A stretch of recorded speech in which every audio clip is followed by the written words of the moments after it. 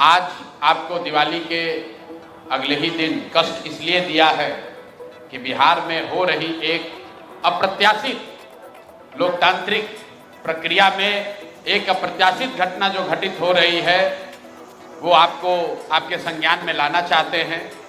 अभी तक पिछले कुछ वर्षों में हम लोगों ने इस देश में देखा है कि जो लोग नए दल, छोटे दल या कई जगहों पर तो बड़े दल भी जब चुनाव जीत कर आते हैं तो उनके विधायकों की खरीद फरोख्त होती है। आप और हम वर्षों से वो तस्वीरें देखते आए हैं कि कैसे लोग अपने विधायकों को बचाने के लिए और उनके राजनीतिक विरोधी उनको खरीदने के लिए, अपने पाले में करने के लिए उनको कोई रिजॉर्ट में बंद करता है, कोई दूसरे राज्य में ले जाता है, कोई मोबाइल छीनता है। सरकारें बनाई और बिगाड़ी जाती हैं। और पिछले कुछ वर्षों में भारतीय जनता पार्टी की एक छवि बनी है कि चुनाव कोई भी जीते सरकार यही लोग बनाएंगे। अब बिहार में इन्होंने एक नया प्रयोग, नया अभियान शुरू किया है। बिहार में 3 वर्षों तक जन सुराज को वोट कटवा पार्टी बताने वाले भारतीय जनता पार्टी, ये कहने वाले कि इनकी कोई वजूद नहीं है, इनकी हालत देखिए। चुनाव की प्रक्रिया शुरू हुई है और सबसे ज्यादा अगर डर किसी को लग रहा है तो वो एनडीए के, भाजपा के लोगों को लग रहा है। और वो डर महागठबंधन के लोगों से नहीं लग रहा, क्योंकि महागठबंधन के लोगों का इस्तेमाल तो वो जनता को डराने के लिए करते हैं कि भाई हमको वोट दे दो, नहीं दोगे तो लालू जी का जंगल राज आ जाएगा। लेकिन इस बार चुनाव की लोकतांत्रिक प्रक्रिया में जन सुराज का एक नया विकल्प जनता के सामने है। और जो बात मैं पिछले 2 बरस से गांव-गांव जाकर मैंने बताया है कि जन सुराज का सबसे बड़ा असर ये है कि सबसे बड़ा योगदान ये है कि 30 वर्षों से चल रही बंधुआ मजदूरी, लोगों की मजबूरी, जहां लालू जी के डर से भाजपा नीतीश और भाजपा के डर से लालू जी को आपको वोट देना पड़ता है, उस राजनीतिक बंधुआ मजदूरी को खत्म करने का रास्ते का नाम है जन सुराज। और इसकी वानगी आप देखिए, यहाँ का एक क्षेत्र, अभी आपने खबर सुनी होगी कि पिछले 4-5 दिनों में 3 जन सुराज के घोषित उम्मीदवार जिन्होंने नामांकन किया या जो लोग नामांकन करने गए, उन लोगों को नामांकन नहीं करने दिया गया या नामांकन किया तो उससे उनका नामांकन विड्रॉ कराया गया है। अब कुछ लोग इसको ये चर्चा कर रहे हैं कि लगता है कि जन सुराज के लोग डर रहे हैं। तो अब कौन डर रहा है, इसको दिखाने के लिए आपके पास यहाँ आज मैंने प्रेस वार्ता बुलाई है। पहला केस है दानापुर का।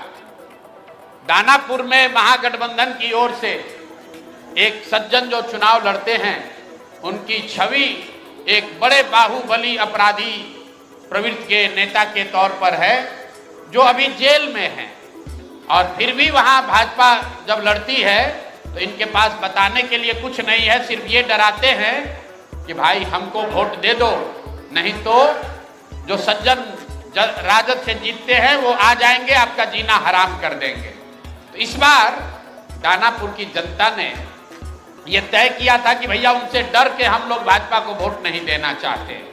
और दानापुर के सारे व्यवसायी एक साथ बैठकर उन्होंने ये तय किया कि भाई कोई भी जीतता है, सबसे ज्यादा खामियाजा, सबसे ज्यादा दिक्कत दानापुर में बिजनेस व्यापार करने वाले लोगों को होती है। वहां के जो दोनों ओर के बाहुबली नेता हैं उनको परेशान करते हैं।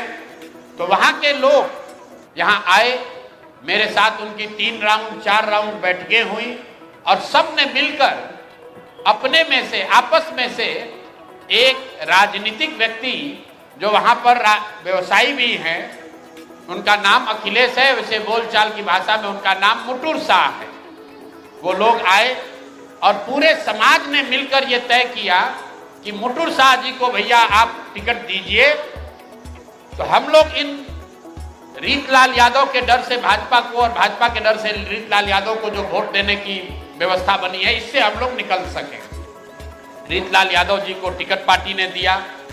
रीतलाल यादव जी जब यहाँ से गए हैं टिकट लेकर, मैं आपको उसका चित्र जारी कर रहा हूँ।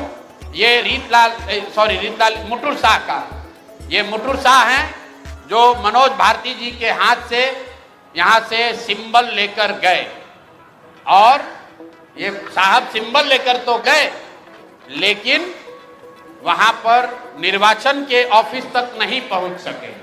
ये कहां गए?